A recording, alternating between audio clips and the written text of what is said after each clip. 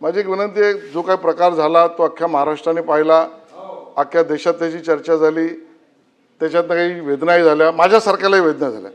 पण आता तो विषय इथे त्यांना नोटीस दिलेली नाही, आपण त्याची इथे चर्चा करणं संयुक्तिक नाही, मी ते करत नाही.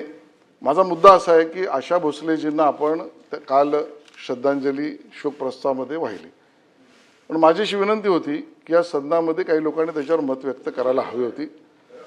म्हणजे तसे सगळेच सन्माननीय जे आपल्यातनं निघून गेले ते सगळेच कर्तृत्वानच आहेत, पण आशा भोसलेजींनी सर्वात जास्त मराठी गाणी गायली.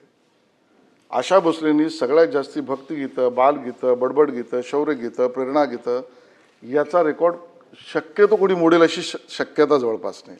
गिनीज बुक ऑफ वर्ल्ड रेकॉर्डमध्ये त्यांच्या गाण्यांचा सर्वात जास्त गाणी गाणाऱ्या म्हणून रेकॉर्ड गेला. 80 वर्ष गाणाऱ्या. आता मला असं वाटतं की झाला तो शोकप्रस्ताव, त्याला मी रिओपन करत नाही, आपला निर्णय मान्य आहे, पण त्यावर चर्चा होणं अपेक्षित होतं. त्याच्यावर सदस्यांनी भावना अजून व्यक्त केल्या असता तर ते उचित झालं असतं. एवढंच मला रेकॉर्डवर आता आणायचं.